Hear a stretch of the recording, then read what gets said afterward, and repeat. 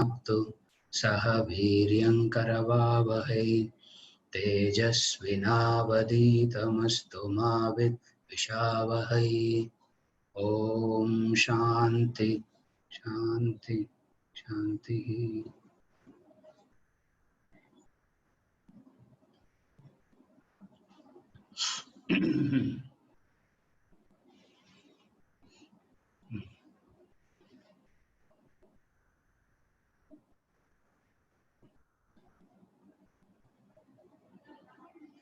First, we have a clarification. We'll take up that clarification first.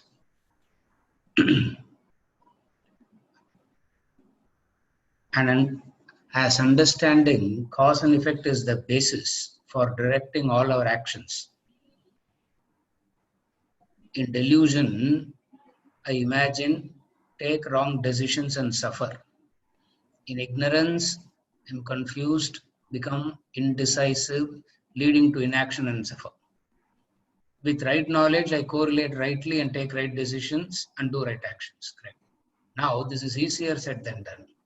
Can you kindly guide us to correlate the cause and effect rightly? Okay. Now, what Srikanth is asking is,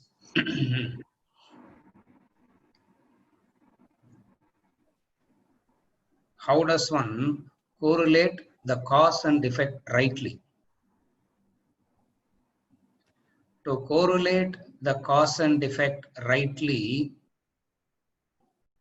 a person has to be trained in two things. Training in two things. Training in thinking, training on the laws of life, the principles of life. These two are vital. A person who has a training in these two would be able to correlate cause and effect rightly. Again, I repeat, the two things that is needed is a training in thinking. A clearer thinking is required. Second is understanding the laws of life, the principles of life. When both are combined, you would know how to correlate cause and effect rightly. Now, the first thing is the laws of life, LAWS, the laws of life, the principles of life. Now, first thing about the principles of life that we need to understand is, whenever we say something as a law,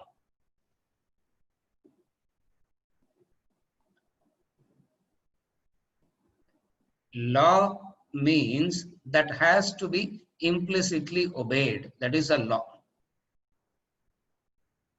Law means that has to be implicitly obeyed.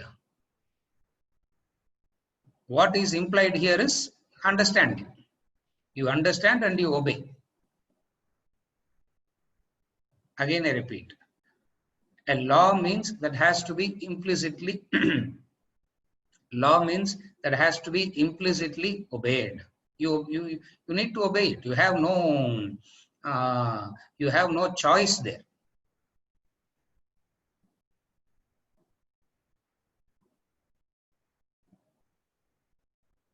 The mind doesn't understand life is governed by laws which it has to obey. It doesn't understand that. It lives life according to its own likes and dislikes in the way that it wants. Not only it lives life in the way that it wants, it will also create its own laws. It will make its own laws.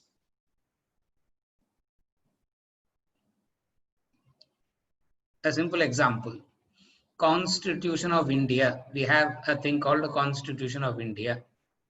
Now, what is bound by this Constitution? Who is bound by this Constitution? Only the human beings are bound by this Constitution. No other species is bound by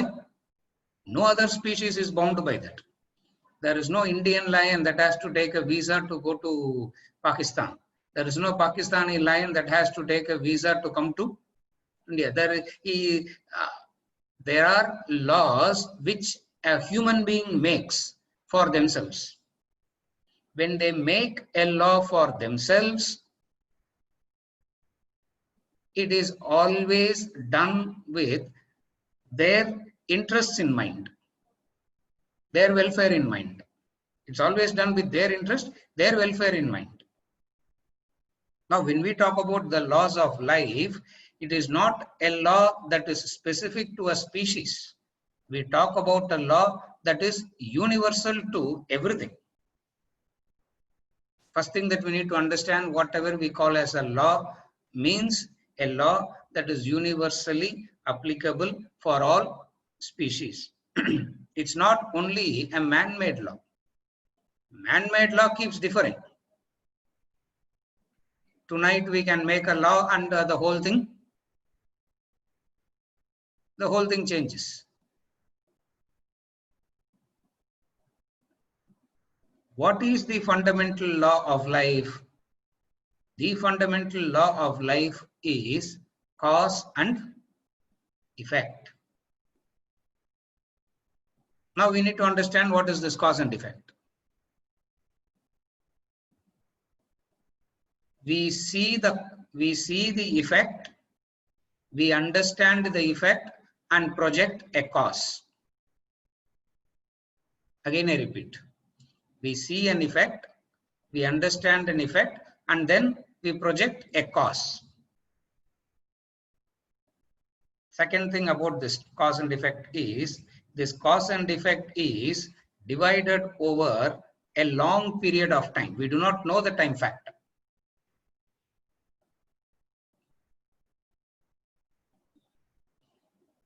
You plant a mango seed, your grandchildren may eat that mango. You may not even see it. You may not even see it flowering. The second year it grows to 3 feet high and it starts yielding. Yeah. The cause and effect. You see the effect and you project. You see the effect and you project the cause. After seeing the effect, you project a cause, and then there is a time factor involved between the cause and the effect. It means you would not be able to see it. You need to intelligently conclude. It means you may not be able to see it. You have to project and conclude. Here comes the strength of your intellect. When you project, the projection is entirely dependent upon the strength of your intellect. And the strength of the intellect is entirely dependent upon how much you have this clearer thinking.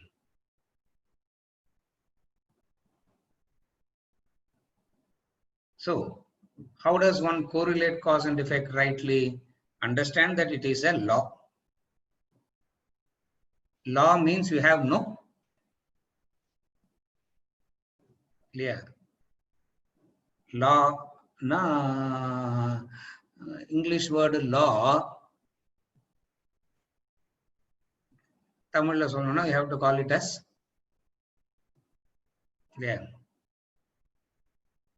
Sattamnu sollalam. Clear.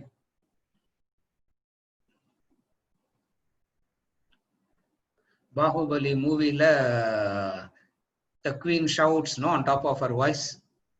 She says, this is. She shouts on top of her voice, Bahubali movie la. She shouts on top of her voice and says, this is Shasanam. This is Kattalai. It's a law. Means you have no. A law means over something you have no exception. You need to follow it. And this law is something which has to be understood through the study of the Vedanta. Now, where do you get to know this law? One thing is to say there is a law. Now, having said there is a law, the next question is, where do we get this? Where to go and study this? Who will teach you this? The Vedanta Shastra is nothing but explaining the laws of life. What are all the laws of life? That's where this Vedanta Shastra becomes a this, this Vedantic knowledge becomes so important to study, because it explains the laws of life, the principles of life. It says the consequences of following it, the consequences of not following it. What are the consequences if you follow it? What are the consequences if you do not follow it? Now, having said is the law, the next question is, can you list out the laws? Or word document like list out பண்ணி கொடுத்துட்டா it becomes easy to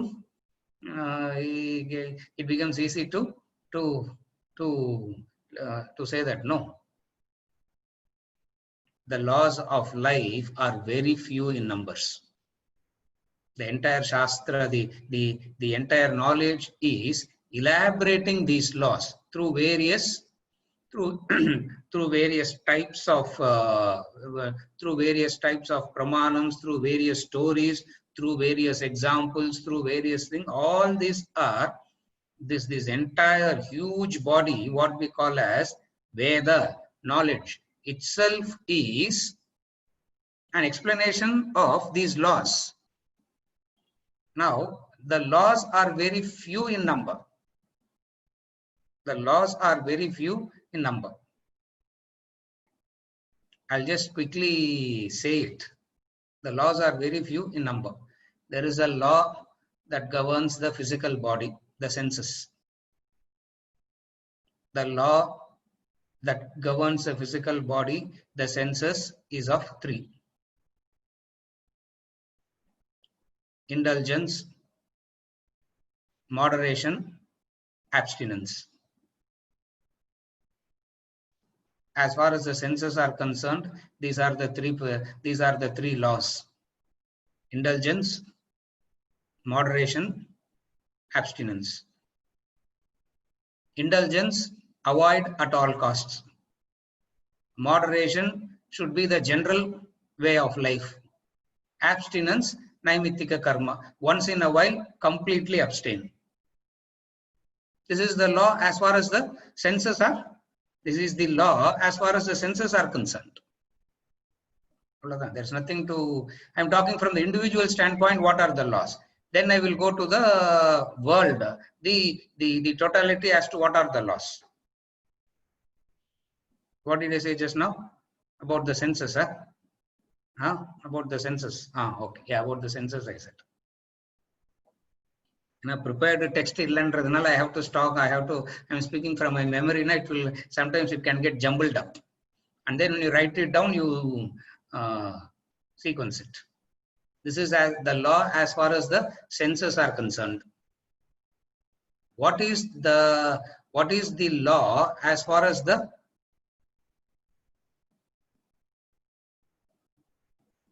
mind is concerned? What is the law as far as the mind is concerned? The law as far as the mind is concerned is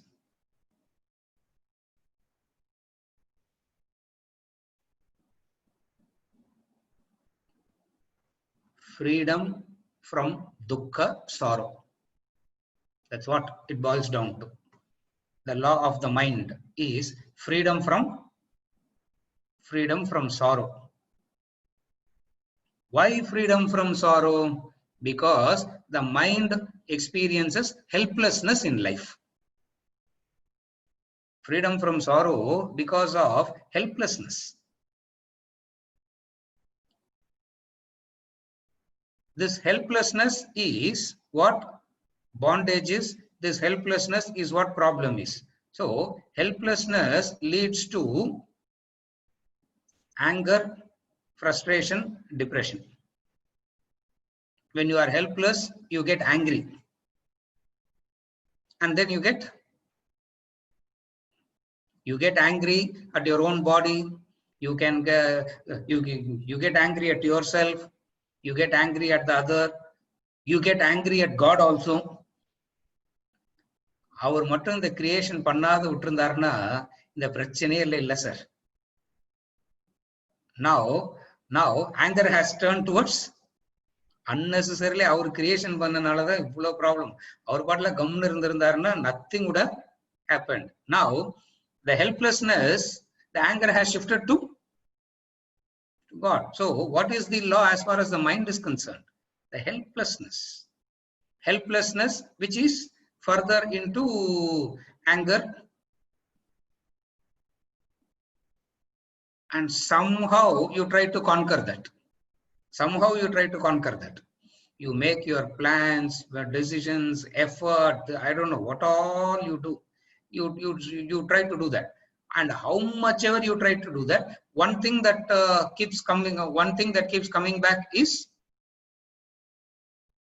the helplessness. What is the helplessness? The helplessness is this. Up to 16, 17 is okay to grow. அதுக்கப்புறம் அப்படியே இருந்துடணும். Middle age, old age, இதெல்லாம் so helpless. இல்லையா? So helpless. Mortality is increased. Mortality means the longevity of life has increased. இல்லையா? Longevity of life increase ஆச்சு அப்படின்னா morbidity also increase என்றாங்க. புதுசா words. I am also learning new words. Because Ganesh told me that all your words are all wrong. Use right words. Yeah, and I have to use pusa words also. I have to. So daily today I learned 2 new words. The two new words that I learned today is this. Mortality is there, but helplessness comes. The mortality, the longevity has not brought in any. The longevity has not brought in any joy or sukham or happiness. The longevity has brought in a long period of disease. So anger, frustration, and finally depression. Now, what is the law of the mind? The law of, as far as the mind is concerned, is this. Feel you are utterly helpless. All the intelligence of a human being is to overcome this. What is the collective intelligence of human beings trying? What are we trying collectively? We have developed so many technologies. We have developed so many advancements. We have developed so many things. All this put together collectively is aimed at what? Aimed at overcoming this thing of the mind. What is it? Helplessness. What is helplessness means? It seems to be under your control, but then you understand that it is not under your control. What is helplessness? This is helplessness. And this helplessness can suffocate a person. This helplessness can cause tremendous fear. That's why I said helplessness, anger, fear, depression. Arjuna Vishada Yoga, chapter 1 of the Bhagavad Gita. So this is as far as the law of the mind is concerned. What is the law of the intellect? The law of the intellect is of 2. The ability to acquire knowledge and the ability to control the mind and the senses. Intellect, the law as far as intellect is concerned is 2. Idella basics. Idilende you can develop. Idilende you can go on developing as much as you want. You can go on developing. Now I am discussing the law of the intellect. The law of the intellect is only 2. What is it? ability to acquire knowledge. Second is to control, direct the mind and the senses. How does it acquire knowledge? Why does it acquire knowledge in the first place? A human being born with zero intelligence, born with zero knowledge, has to learn everything from scratch. Are you able to follow? A human being has to learn everything from scratch. What is it learning everything? What is it learning everything from scratch means? Everything he has to acquire knowledge. How does this acquisition of knowledge happens? Constant questioning.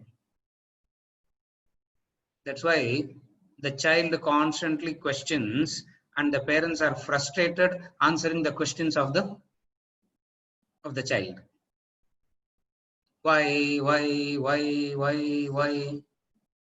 I give this example. One of the very first questions that Swati asked, why is pink pink? Why is pink pink? Na? What is a pink is? Pink is pink. Why is pink pink? Na? What answer can you give? So the law, as far as intellect is concerned, is to question, explore, acquire knowledge. Question, explore, acquire knowledge. If that is only done, that is called intelligence. The only intelligence is like having one leg. Only intelligence is like having one leg. What is the second aspect of the law of the intellect? The second aspect of the law of intellect is to discipline, direct the mind and the senses. Why this mind and senses have to be directed?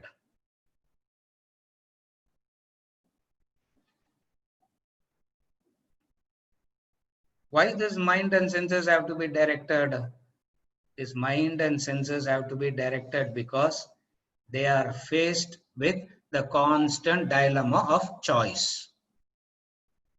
They have to be directed because they have to make a choice. Where choice is involved, thinking necessarily comes in. Where there is no choice, there is no need for. Where there is no choice, there is no need for thinking at all. Thinking comes in only when there is a choice. And the mind, the senses have to make constant choices. Therefore, then the knowledge comes and says on what basis you execute your choices, the consequence of the choices, blah, blah, blah, and all that. So I said the laws in relation to the senses, the law in relation to the mind, the law in relation to the intellect, and why it is connected to the what is it that is connected to the intellect?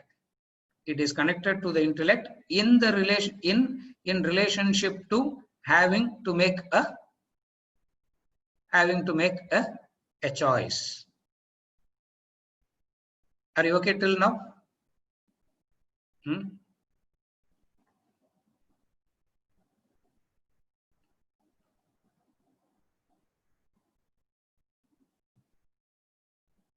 இதெல்லாம் summary மாதிரி போட்டு வச்சுக்கூடா G, ஒரே பேப்பர்ல போட்டு வச்சுன்னு daily படிச்சுன்னே அவ்வளவுதான், சரியா போடும். In a matter of 6 months you will become you can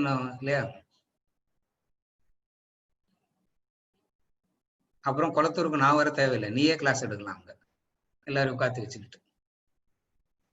Take these laws, அவ்வளவுதான். The law in relation to the senses, the law in relation to the mind, the law in relation to the intellect. Now you can go on elaborating on this, you can go on expanding this, you can go deeper and deeper and deeper. You can dig as much as you want. That's what the Shastras do. And why this knowledge has to be gained by a human being is because he has to exercise a choice. Second thing, that he has to gain this knowledge because the intellect questions. The intellect questions. And what does it question? At the fundamental layer, it will question about the world. Questioning, three fields of activity, like questioning happens. Questioning in relation to the world. Then questioning in relation to God. I'm not saying accepting God or saying yes to God or no to God. That is different. The questioning happens in relation to the world. Exploration happens in relation to the world. Exploration, the second field is exploration happens in relation to God. And then the third area of exploration. The third area of exploration is the I. Who am I?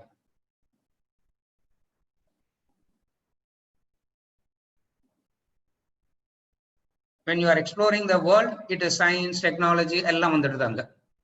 When you are exploring God, the traditions, the culture, and all that comes into the picture. When you question who am I, it takes a completely different direction. Now, what Vedanta does is it agrees to the first part. It says you need to explore the world. You need to explore the world. But then when you start exploring the world, in that exploration, if the mind and senses are not controlled, you will cross the boundary. You will cross a boundary that you should not cross. So what they do, that exploratory nature of a human being is redirected. Instead of focusing on the world in extremity, today the exploration on the world is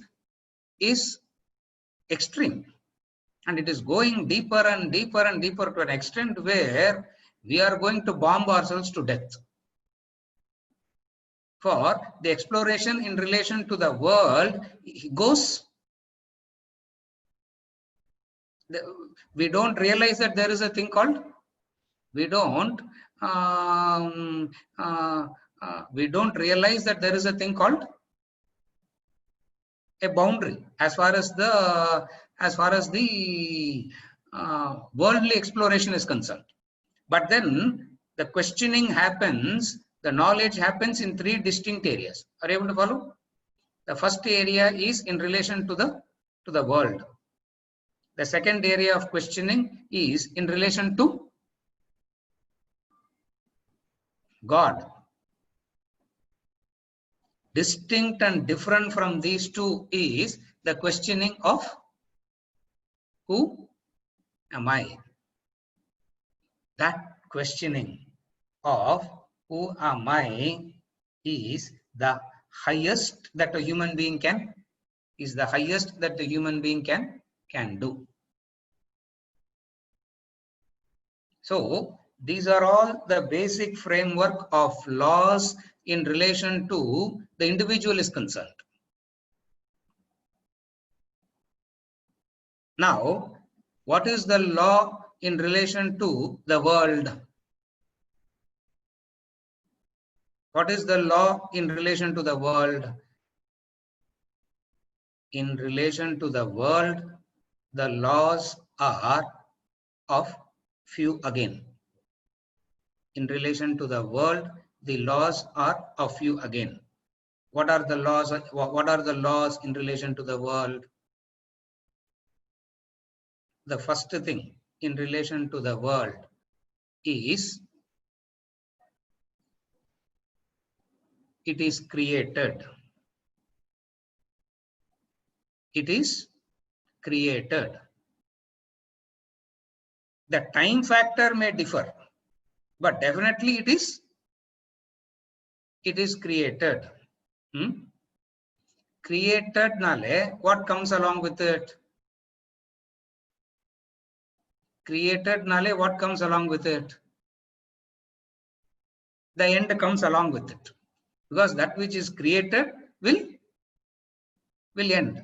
That's why they say the stars will explode, the sun will die one day, the earth will die, all the, so this Milky Way is going to die one day. Okay, the number of time they give is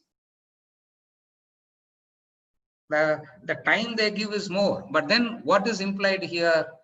It is created, and that which is created will get destroyed. Between creation and destruction, constant modification. So what is the law as far as the world is concerned? First one, it is created. World nale, it is, see, when I say world, don't take it as the earth that you see here, not the globe.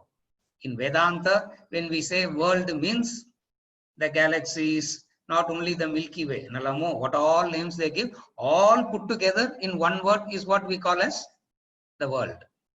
So what is world? That which is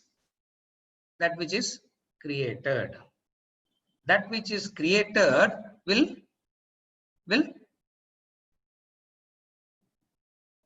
will get destroyed. Between creation and destruction, there will be a constant modification. This constant modification is what we call as change. This constant modification is what we call as change. Therefore, to put it very simply, what is it? What is the law by which the world is governed? The world is governed by the law of constant change. Constant change.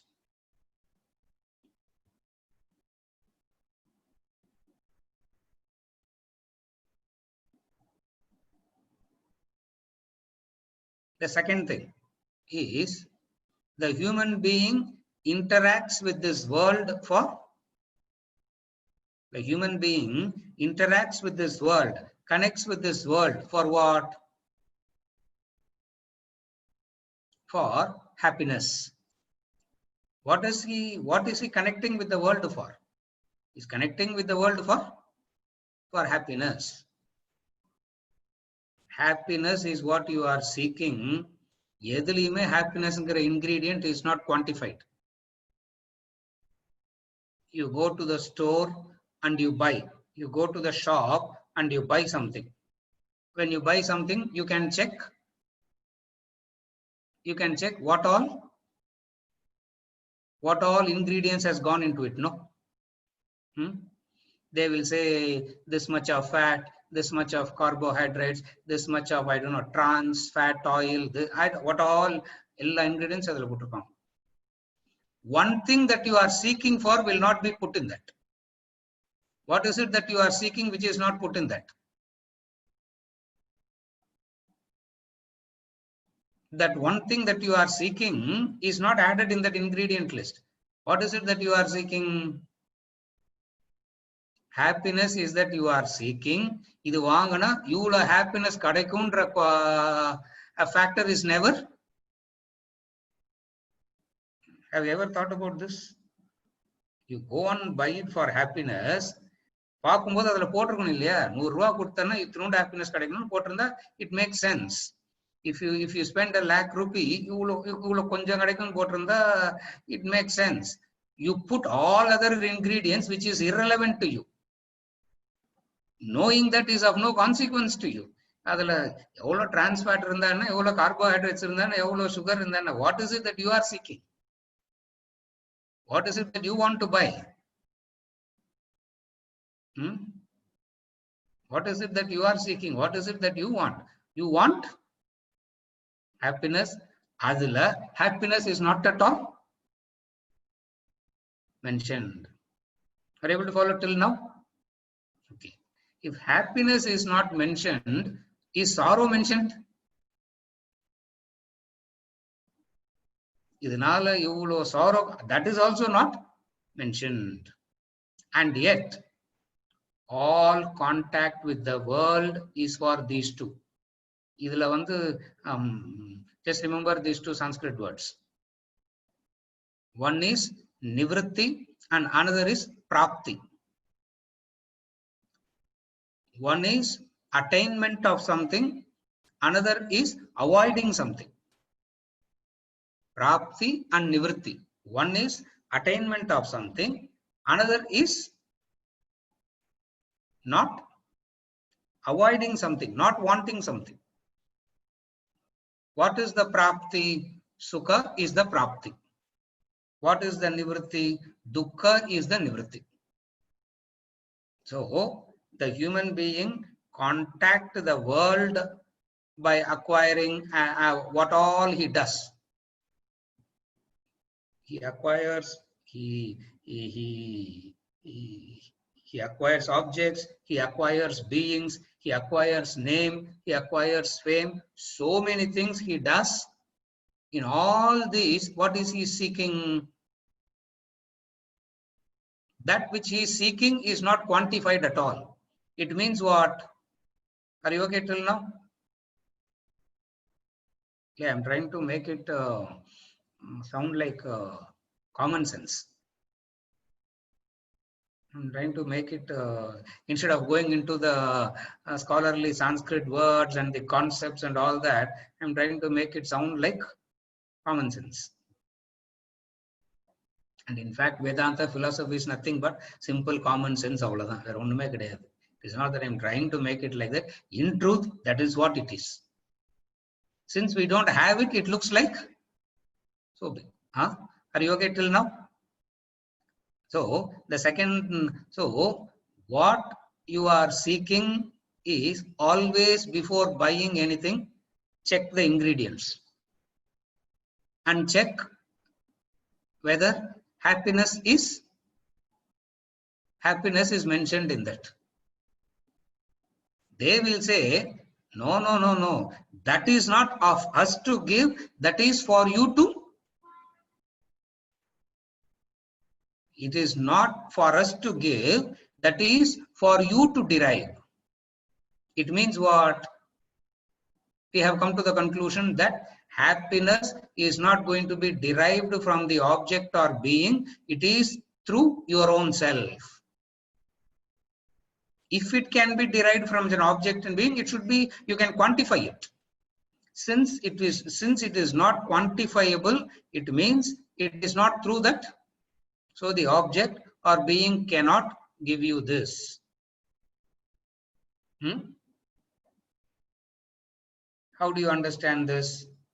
Another example. Have you ever noticed that which one person discards, another person picks it up? Somebody discards, another person picks it up. Like a cycle, it keeps happening. Have you ever observed it? You pick up something and you discard something. When you discard something without understanding it, when somebody picks it up, you will feel very. You discard something without understanding. When somebody else picks it up, you feel very up and down. Angada, the modifications of the mind starts. Krodha, Lobha, Mada, Matsarya, Bhaya, and all that comes in. This is the law as far as the world is. This is the law as far as the world is concerned. So, broad framework. Individual pati pesayachu, world pati pesayachu. Then what about, what is the law pertaining to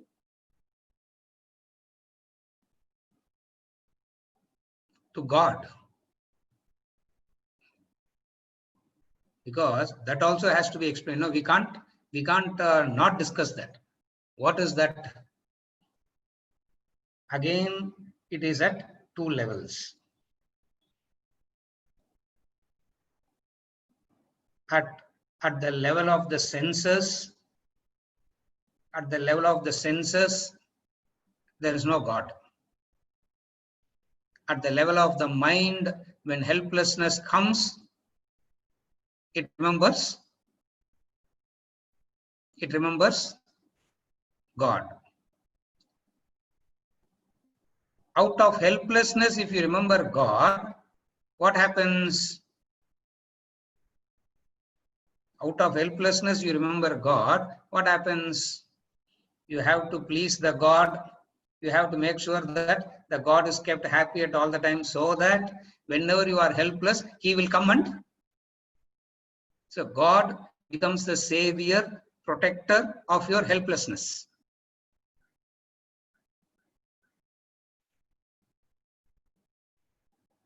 Then if you go deeper,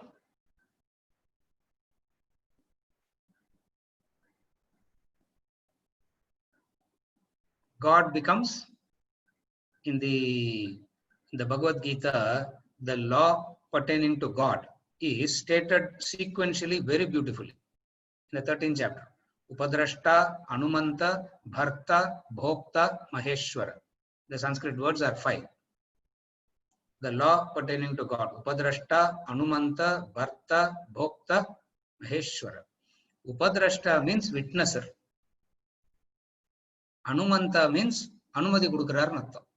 Permitter. Anumanta means தமிழ்ல சொல்லணும்னா அனுமதி இல்லையா, உள்ள போறதுக்கு அனுமதி கொடுத்துட்டாங்கப்பா இல்லையா, இப்ப e pass வேணும் இல்லையா, அந்த மாதிரி.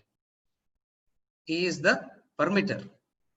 The third thing is Upadrashta, Anumanta, Bharta, supporter. The fourth thing is Upadrashta, Anumanta, Bharta. Fourth thing is Bhokta, enjoyer. The fifth thing is Upadrashta, Anumanta, Bharta, Bhokta, Maheshwara. Ishvara means Lord. Maha means supreme. So Maheshwara means Supreme Lord. The law in relation to God is, you say, that Supreme Maheshwara I am. So, these are all the laws pertaining to, these are all the laws that is pertaining to life, and this can be expounded as much as you can, depending on the strength of your intellect, and depending on the need of the people, the situation, the time, the place, and all that. What great masters have done, they have elaborated it so beautifully. When they elaborated it so beautifully, the laws are spread out over the variety of textbooks. It is called, in one word, it is called Veda, knowledge. In one word, it is called Veda, knowledge. And this Veda has lots of textbooks. Shruti, Smriti, Prakarana Granthas, Shruti, Smriti, Brahma Sutra, Bhagavad Gita, introductory textbooks, Puranas, Itihasas, all these 7-8 things that I listed out in one word is known as, in one word, it is known as Veda, knowledge. Shruti, Smriti, Brahma Sutra, Bhagavad Gita, the Prakarana Granthas, the introductory textbooks, Purana, Itihasa, all, it's a vast body of knowledge. And this vast body of knowledge explaining only what all I discussed as a gist. Are you okay till now? These are the laws of life. Now, having heard all this, no transformation will happen. No change will happen, no transformation will happen. உங்களுக்கு எவ்வளவு தெரியும்னு you just showed off, sir. அவ்வளவுதான், வேற ஒண்ணும் இல்ல. Out of all this, what happened? You are just showing off as to what all, what is the transformation that can happen? The transformation part of it is how much of Shraddha you have in this and do manana. How much of Shraddha you have and do manana on this. To that extent, transformation happens. Shraddha, I'm using the word Shraddha because there is an element of trust and faith involved in this. There's an element of trust and faith involved in this, and when we go into the details of it, we will talk about the various pramanams, the various authoritative source of knowledge, and how Shraddha is very important to study the Vedic knowledge. And I'm not going into those details now. But the transformation can happen when these two things are done. What are the two things?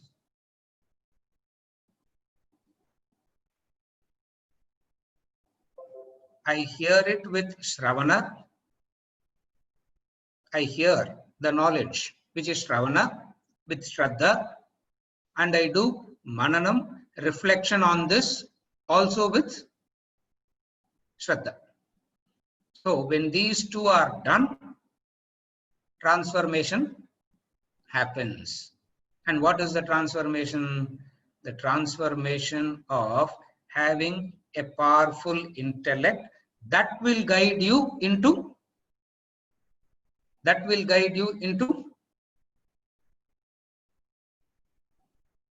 correlating cause and effect rightly.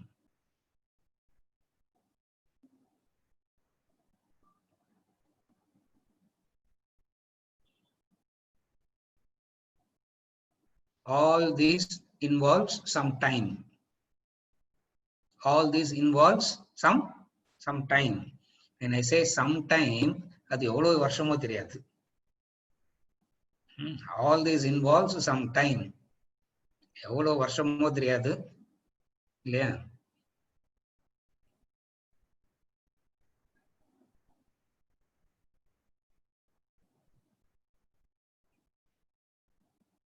Rajvel was saying the other day, 3 years கேட்டுன்னு இருக்கிறேன் sir. I said 3 வருஷமா ஒன்னும் கேட்டே முடிக்கல ஒழுங்கா இல்லையா?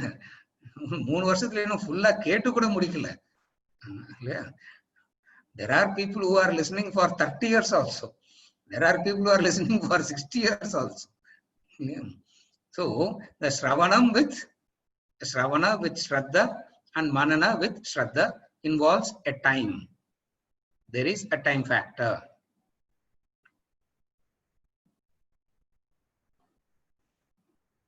You can't accelerate this time. You can't do anything to speed it up. There is no acceleration here. You cannot speed it up here. Like how you can speed up? How you can speed up in relation to the world and all? You can't speed up here. It takes its own time. You cannot call it as slow, nor can you call it as fast. It takes its time. That's all. I'm not saying it will be slow, nor am I saying it will be fast. It takes there is a time gap. That time gap can be longer or shorter, fast or slow, depending upon how much of Shravana I do. How much of Shravana I do and how much of Manana I do.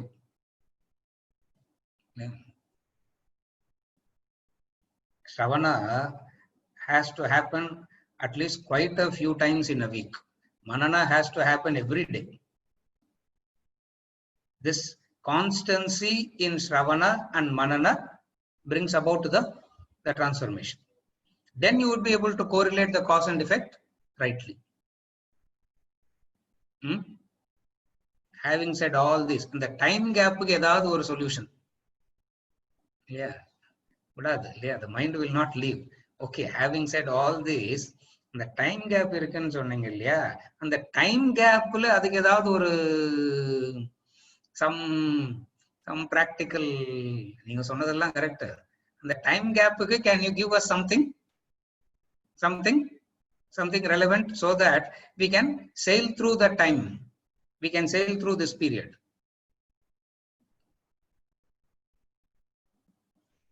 In this time gap, remember a few factors. The few factors.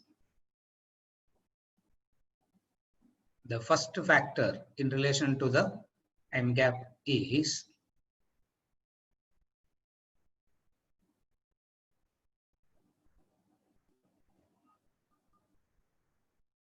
avoid the basic instinct of result orientation. When I say basic instinct, doesn't mean it is the right thing. Avoid result orientation. See, human beings are utility oriented. The entire thinking is utilitarian, benefit oriented. Result orientation means benefit oriented. What is the benefit in this? First thing that you have to avoid to shorten the time is be careful as to not look for the benefits. What is the benefit? First thing that you can, the few tips that you have to avoid to make the process, to make the process from knowledge to wisdom smooth and faster. Previously I said it can't be faster, it can't be fast tracked. Now I am saying if you have to fast track, follow these few things. The first thing is avoid utility orientation, benefit orientation. Technically it is called result orientation. Benefit means what is the benefit that I get. The human mind always before an action will look for a benefit. It will say either benefit for me or benefit for somebody, but there has to be a benefit. If there is no benefit, no point in doing it. Are you able to follow? The first thing that you have to be very careful in observing and avoiding is this benefit oriented thinking, result oriented thinking, utility oriented thinking. Extremely, you have to be very careful to avoid this.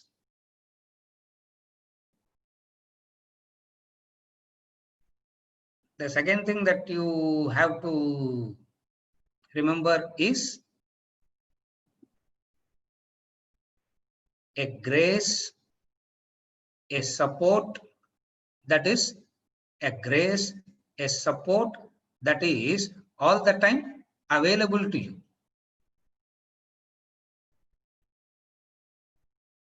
When you recognize this, to some extent you will be able to handle the result orientation. The grace, a support, a unseen support. This unseen support is what in the layman's term we call as God. இது unseenங்கிறதுனால unseen புரியாதுன்றதுனால we give it a form. அதுக்கு ஒரு form கொடுத்து we call it as God. It's not the form that is God there. That form of God represents the unseen support. So recognizing the unseen support will keep you in the path in a calm way. Otherwise, you will have lots of doubts. Will it work? Our sir சொல்றது கேக்குறது நல்லா இருக்குது. ரெண்டு நாளைக்கு அப்புறம் everything seems to be, as he is talking and as I am listening, everything seems to be perfect and logical. When I go back and 2 days later only I come to realize that nothing of it is possible. Yeah.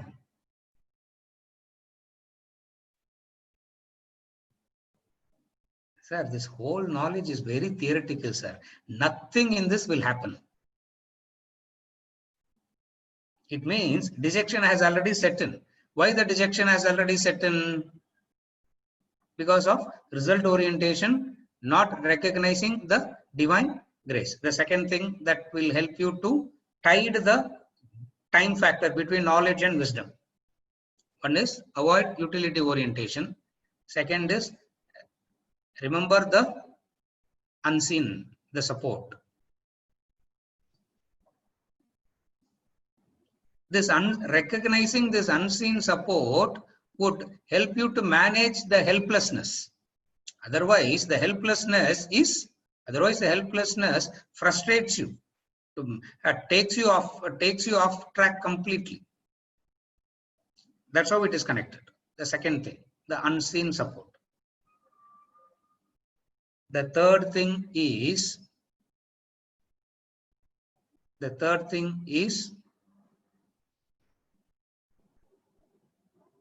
what you sow, you reap.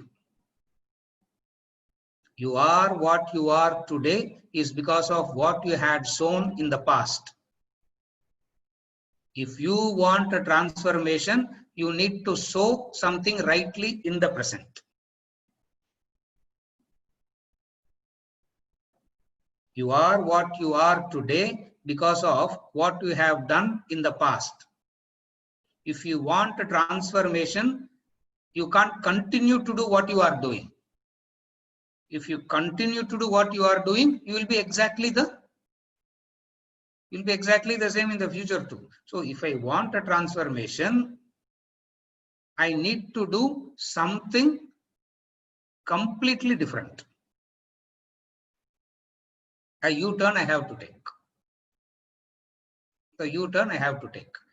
That U-turn I have to take.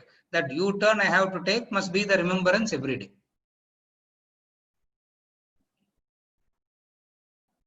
These few factors would help you to tide over the interim phase between knowledge and wisdom.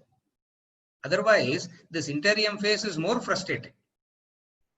This interim phase is more irritating, more frustrating, more depressing, and all the effort that we have done, we will undo it. It is like this. A person exercises for 4 months and doesn't exercise for the next 2 years, again exercises for the next 4 months, doesn't exercise for the next 2 years, 3 years. What would be the quality of the health? The quality of the health would be poor only. Therefore, the third factor is to recognize what I am today is because of what I have sown in the past. If I want to be different, in the future, different from what I am now, it means what I need to do.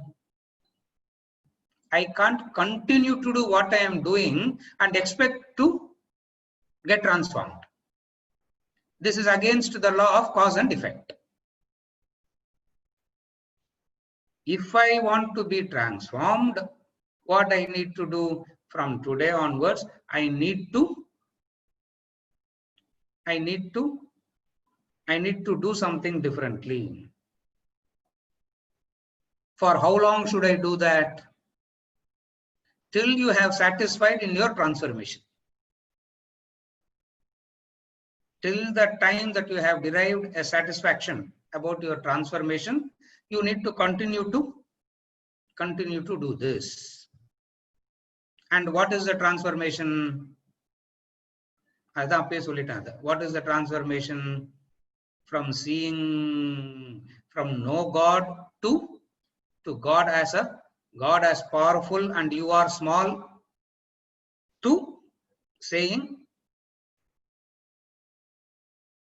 I am God.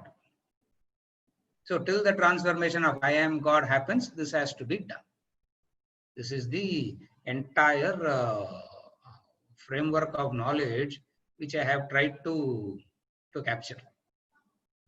And anything that we discuss would be an elaboration of these basic principles. And these basic principles is enough for an advanced seeker. For a seeker like Nachiketas. where he himself has chosen not to indulge. He himself has chosen not to be affected by these emotions and all that. Straight away, Yama could tell him the highest. Now here we need to know this knowledge, prepare ourselves with the right qualifications, and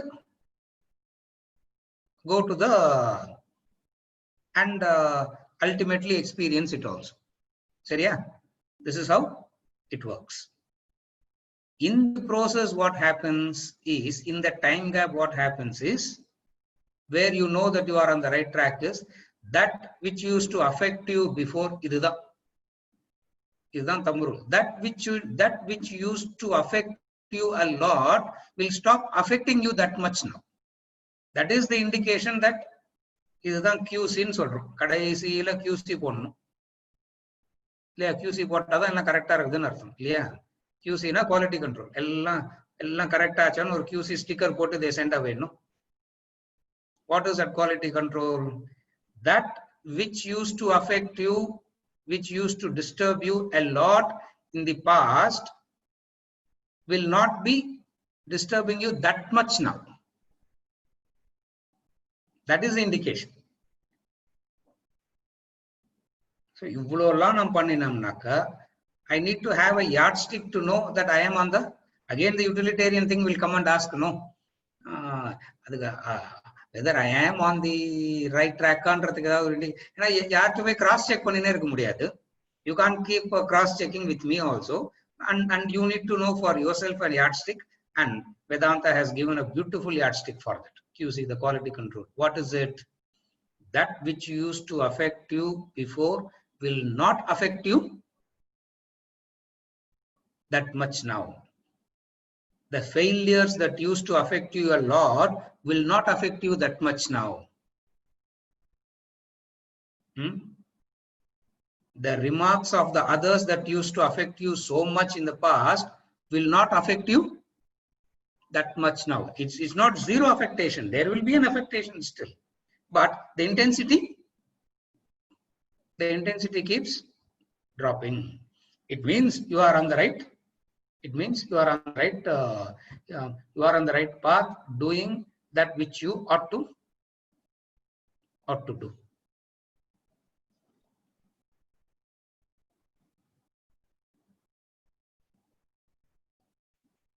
Jivesh, புரிஞ்சுதா? இவ்வளவுதான். This is how to correlate the cause and effect rightly. Now, if you know so much, if you have so much of knowledge and understanding, then you would be able to correlate it rightly. But sometimes I'm having a doubt, sir. I don't know what to do. Take guidance.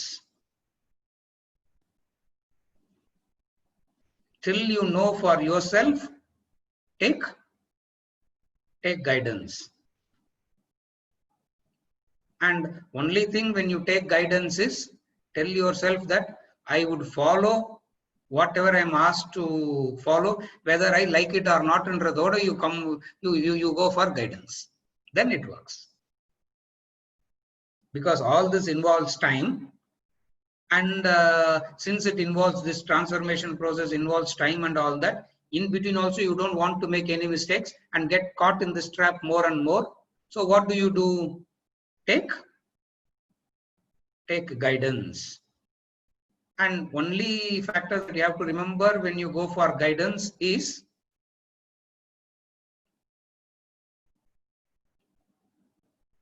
you have to follow it whether you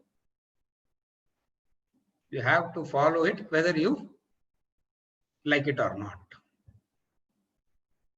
So the quality control is given. In between, wherever you have doubts, take guidance. See, in 70-80% of the areas of life, we know what to do, what not to do. We don't need guidance in everything. 70-80% of the areas we will know what to do, what not to do. The problem is always that 20% where there is a doubt. In those areas, take guidance.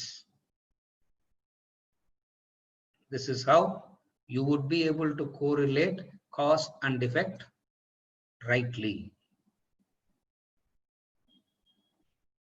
A complete, when I say complete, means a broad framework. There are so many concepts and explanations and logic and reason, and so many things are involved in it, which is what we are seeing as the entire text of knowledge. The entire knowledge is only that. But this is the broad framework. Is it okay? Yes, sir.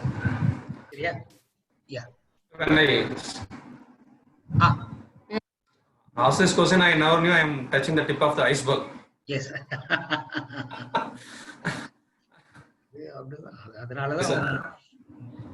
When the question is asked,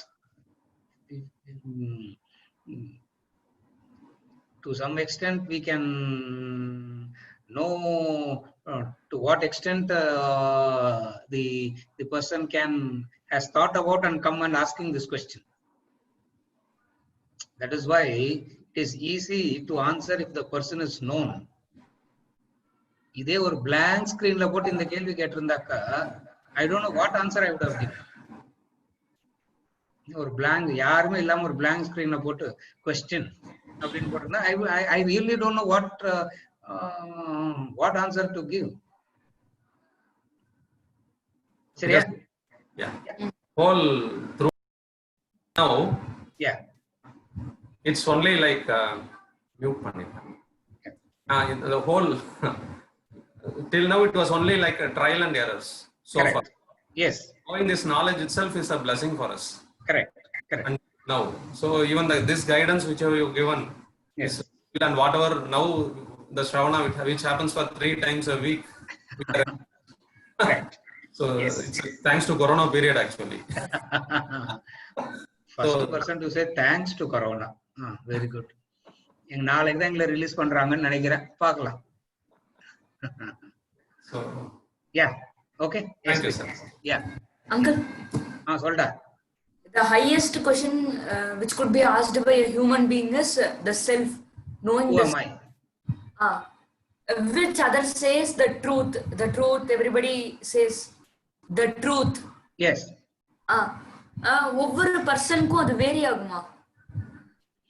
That the answer to who am I will not vary. The way in which people talk about the truth in the worldly sense, it will vary. Oh, worldly sense la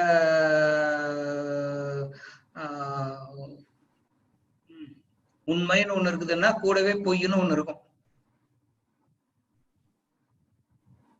Truth வந்து untruth ஓட சேர்ந்து தான் இருக்க முடியும் in the world. You cannot have truth and only truth and no untruth in the world. But when we talk about who am I, இதுதான் கொஞ்சம் technical. இருந்தாலும் ஆன்சரை டைஜஸ்ட் பண்ணி வச்சுக்கோ. The consciousnessக்கு ஆப்போசிட்டே கிடையாது. The consciousness doesn't have the opposite of becoming unconscious. So in that sense, the ultimate doesn't have, the ultimate will not vary. The ultimate will not change. At the lower plane, when we talk about truth as in the right and wrong, good and bad and all that, it will vary. Yeah, one goes with the other. When I say one goes with the other means one will coexist only with the opposite. Night can coexist only with the day. Day can coexist only with the night. Truth is in relation to untruth. Untruth is in relation to truth. Everything in the world will fit under this pairs. What we call as dvandvas, the pairs of opposite. When we talk, so In the there can be modifications, there can be changes. One person will say one thing, another person will say something else, and all that. But when it comes to the ultimate answer as to the answer to this question, who am I? It is the same. That will not change. What is that? That's technical, I said. It is known as consciousness. It is known as consciousness. One of the days, I'm going to explain consciousness. And that consciousness doesn't have the opposite of becoming unconscious. How can conscious become unconscious? If conscious can become unconscious, now what will bring it back to consciousness? So only when it comes to the consciousness, the opposite doesn't exist. We call it as one. Sorry, actually we don't even call it as one. We call it as non-two, which is the ultimate truth. That is why it is the ultimate thing. Yes, that is why it is the ultimate thing. If you explain to us in this category, na இப்ப இருக்கிற கேட்டகரிக்கு எனக்கு explain பண்ணாலும் என்னால அந்த லெவலுக்கு போக முடியுமா? எஸ், போகணும்டா. அதுக்கு தான் இவ்வளவு ட்ரை பண்றது. போக முடியும். இல்ல முடியும். எந்த கேட்டகரியில இருந்தாலும் இந்த ட்ரூத் தெரிஞ்சோனே போக முடியுமா? முடியும். எந்த கேட்டகரியில இருந்தாலும் போக முடியும். The 7th chapter of the Bhagavad Gita, he lists out even those who are the worst sinners. He says, even the person who has done the worst sin also can gain this knowledge and come to me, he says. So it means it can, everybody, all human beings has this. In all human beings, this potential is there. Avanga the right exercise pannaka, they can reach it. The possibility is there in everybody. Right word for consciousness, Tamil enna? Right word for consciousness in Tamil.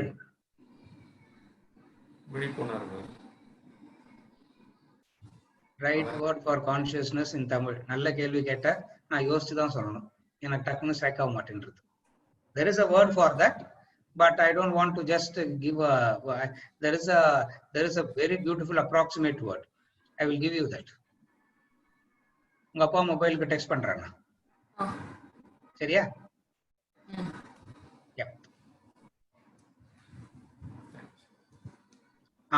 Right.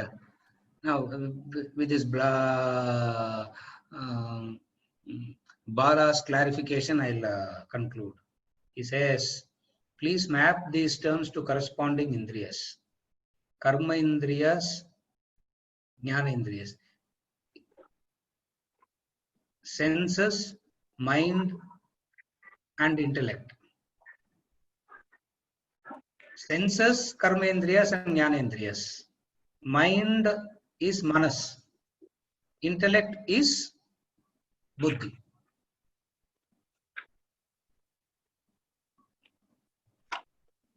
The appropriate words for senses, you need to use the word indriyas. For the mind, it is manas.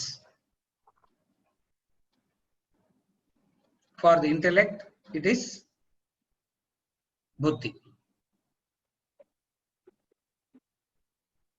Is it okay, Bala? Okay. Kind of. Thank you. Actually, my question should have gone to Atma Buddha class on Saturday. Sorry, I posted here early. I not really apologize for that, because I think the laws you are talking about is I think it's a more of common sense, high level overview. I should not have posted it. Because my trigger, maybe it's like, impulse. I should have put it Atma Buddha, that sense control topic. I think at the end a lot of questions came. Some share, yes. right? Yes. Yeah, I will put it. So just to summarize. Yes. I think many people want to also know their sense control of the so-called karmendriya, jnanendriya, manas and buddhi. Is it part of the jnanendriyas, and where does this? Because English would have sense control the senses because the way Western thing works is senses are kind of slaves. They just report data. They don't make any they are just like a sensor mari. They report only the raw data. Correct. So processing and all happens at the higher levels like CPU mari, like mind, buddhi and all that. Yeah. Correct. So on the karmendriya seems to be there is a hierarchy involved. Yes. What I'm really, I think many people would be benefited. Probably Yeah. Atma Bodha class is Yes, writing yes. Yeah, the Atma Bodhala, we will be spending a lot of verses on this. Okay. A lot of verses on this sensors and the process in which the data comes in, how sensors themselves are independent, and how the mind and senses work hand in glove together. It's not just like the data. It's not like just like to gather data and send. All this we will discuss. All this will come in Atma Bodha. That is why that is the main reason that I took up this Atma Bodha text. Excellent. Okay, I will probably wait for that class. Yeah. And the second is the மெய்ஞானம் வந்து கரெக்டான வார்த்தையா அது மெய்ஞானம் அதுனா lot of for consciousness you are saying for okay, the words for consciousness you are saying. Yeah, மெய்ஞானம் அது என்ன சிவபுராணம் நிறைய இடத்துல இந்த மெய்ஞானம் உணர்வு அப்படின்னு வருது, அதனால தான் வந்து கேட்டேன். Correct. No, we can of course it's Sanskrit, but yeah. There is a more appropriate word. Okay, I'll wait. I'm also really curious. Yeah, I will put it across. Seriya? Thank you. Sorry. Yeah, thank you. No. Yeah. So with this we conclude today's session, and we continue. We have to start part B, section 2, practical Vedanta. We should have. I was about to begin that. We will start with section 2, practical Vedanta from next week onwards. But remember the framework that I told you today. It would be a very useful guide to quickly or corner notes மாதிரி use பண்ணிக்கலாம். You can, yeah. We used to have something like the notes, no? What do they call it now? Guide, huh? We used to call it as notes. Now they call it as guides. Yeah. There is one thing called the textbook, and then there is another thing called the guide. Yeah. Out of 40 people in the classroom, 35 will read the guide only. 35 will read the yeah.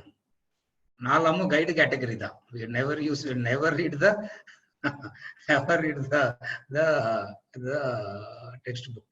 So what is discussed today can be used as a guide for a quick reference. Because what is it that has to be done immediately and how the process is what I discussed today. Seriya? We meet next Wednesday, starting with section 2, practical Vedanta.